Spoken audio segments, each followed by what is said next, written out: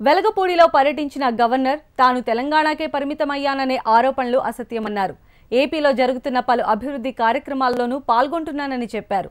ఇరు రాష్ట్రాలు తనకు సమానమేనంటున్న గవర్నర్ ఉమ్మడి సమస్యల పరిష్కారం దిశగా అడుగులు వేస్తున్నారా? రెండు రాష్ట్రాల మధ్య ఉన్న సమస్యలను పరిష్కరించడంలో గవర్నర్ సఫలం కానున్నారా?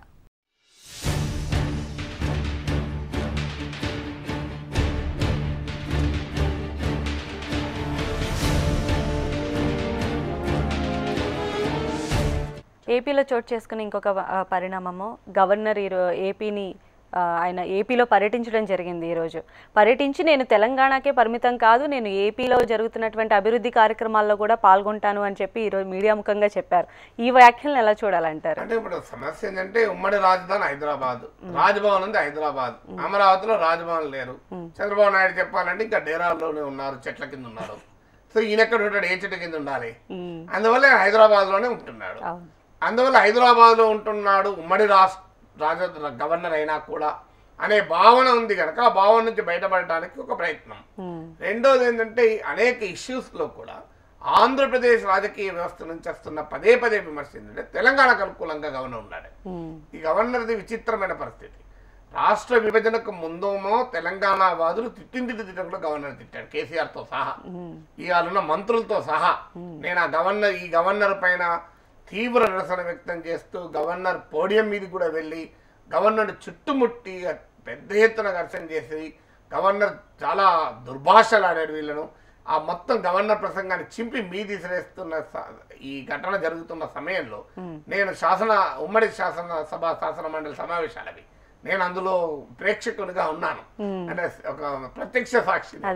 అందువల్ల ప్రత్యక్ష సాక్షి కథనం ప్రకారం నరసింహన్ పట్ల గవర్నర్ పట్ల ఎంత అనుచితంగా ప్రవర్తించాలో అంత అనుచితంగా ప్రవర్తించారు అప్పుడు తెలంగాణ ఉద్యమం. అప్పుడు వాదులు ఏంటంటే ఈయన సమైక్యవాదుల ఏజెంటు, సమైక్యవాదులకు అనుకూలంగా ఉన్నారు. కొన్ని డైలాగులు కూడా మనకు కొన్ని వచ్చాయి ఆ రోజులు. అది జనవరి 1 డిసెంబర్ 31 ఏమవుతుందంటే నెక్స్ట్ జనవరి 1 వస్తుంది అని, ఇట్లాంటి శ్రీకృష్ణ కమిటీ డిసెంబర్ 31 తర్వాత నివేదిక సమర్పిస్తుంది కదా, డిసెంబర్ 31 తర్వాత ఏమవుతుందంటే జనవరి 1 వస్తుంది అని చెప్పారు. సో ఇలాంటి వ్యాఖ్యలు చేసినప్పుడు తెలంగాణ వ్యతిరేకంగా ఉన్నారన్నారు. ఇప్పుడు రాష్ట్రం ఏర్పడిన తర్వాత ఈయన ఆంధ్రప్రదేశ్ వ్యతిరేకంగా ఉన్నారనే ముద్రపడుతుంది. దీనికి కొన్ని కారణాలు ఇచ్చారు. కేసీఆర్ గారు ఎక్కడ పోయినా పాదాభివందనం చేస్తున్నాడు. సో ఇవన్నీ కొన్ని జరుగుతున్నటువంటి పరిణామాల వల్ల డెఫినెట్ గా ఆ ఫీలింగ్ ఉంది. బహుశా ఆ ఫీలింగ్ నుంచి బయటపడటానికి చేస్తున్నారు కావచ్చు. కానీ గవర్నర్ నుంచి కోరుకునేది ఇలాంటి జెస్టర్స్ కాదు, మంచి జెస్టర్స్. మాట్లాడుతున్నాం, మనం కూడా మాట్లాడతాం. ఎక్కడైనా కర్నూలు పోయామనుకోండి, కర్నూలు గొప్పతనం గురించి మాట్లాడతాం. కరీంనగర్ వచ్చామనుకోండి, కరీంనగర్ గొప్పతనంతో మాట్లాడతాం. ఎందుకంటే సహజం. ఇప్పుడు ఇంటికి ఎవరన్నా బంధువు వచ్చి ఒక 4-5 రోజులు ఉండాలని ప్లాన్ వేసాను అనుకోండి. ఇప్పుడు మీ ఇంటికి ఏం చేస్తాను, మీ బాబుని తీసుకొని నానా చాలా యాక్టివ్గా ఉన్నా నానా అంటావు. ఎందుకంటే అప్పుడు మనం అర్థం చేసుకో వారం రోజులు తిష్టేస్తాడు అని. అందువల్ల గ్యారంటీ అన్నట్టు కేసు. ఎంత ముద్దాడితే మీ బాబును అన్ని ఎక్కువ రోజులు మీ దగ్గర ఉండబోతున్నాడు అని మీరు అంచనా వేసుకోవచ్చు. అందువల్ల ఇలాంటి జస్ట్ తప్ప అవి ఎందుకు అవుతాయండి? ఎవరైనా అతిథి వస్తాడు, ఇంటికి గెస్ట్ వస్తాడు, మీరు అల్లారు ముద్దుగా పెంచుకున్న కొడుకుతో వాడు కొద్దిగా పాపం ముచ్చట పడితే మనకు కూడా ఆనందమే. కానీ సమస్య అది కాదు కదా.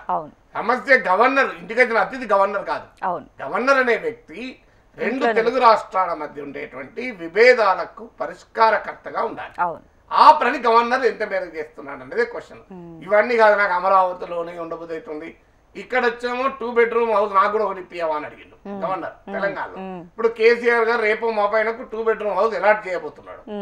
ఆయన మరి ఈ 2 బెడ్రూమ్ హౌస్ లో ఉంటాడా, రాజ్భవన్ లో ఉంటాడా, లేదు ఆంధ్రప్రదేశ్ లో ఉంటాడా? మరి ఇవన్నీ కాకుండా ఇంకెక్కడైనా ఉంటాడా? ఇవన్నీ క్వశ్చన్. అందువల్ల గవర్నర్ ఒకటి పాపం ఆయన చేతిలో కూడా ఎంత ఉంటుంది అనేది క్వశ్చన్. ఒకవేళ మనం అంటాం రెండు రాష్ట్రాల సమస్యల పరిష్కారకర్త కరెక్టే, ఇప్పుడు గవర్నర్ చేతిలో ఎంత ఉంటుంది?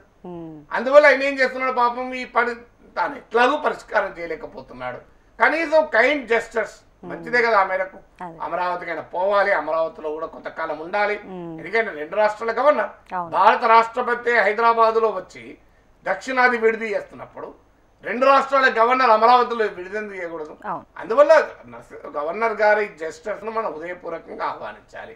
కానీ ఆయన నుంచి రెండు తెలుగు రాష్ట్రాల ప్రజలు ఆశిస్తున్నది ఈ సమస్యల పరిష్కారానికి చొరవ చూపమని. అది. సమస్య అయితే ఇక్కడ ఆయన వైపు నుంచి ఆలోచించినప్పుడు చొరవ చూపినా వీళ్ళిద్దరు వింటారా? విన్నారు. ఇప్పుడు మేము ఒక ఇష్యూ పైన అలా గవర్నర్ ఎన్నోసార్లు కూడా జరిగింది. అంటే ఇద్దరిని కూర్చోబెట్టి గవర్నర్ దగ్గరికి మేము ఎమ్మెల్సీగా ఉన్నప్పుడు ఒకసారి వెళ్తే ఆయన ఓపెన్ చెప్పాడు, ఏం చెయ్యమంటారండి మమ్మల్ని, మేము ఒక పెద్ద మనిషి, ఇంటికి పెద్ద మనిషి లాగా తండ్రి మాట చెప్తాడు, ఇంటే పిల్లలు ఇంటారు, ఎదిగొచ్చిన పిల్లలు, ఏమన్నా చెప్తే వినకపోతే ఏం చేయగలం, పెద్దరికం చెప్పడమే తప్ప నిజమది అన్నది.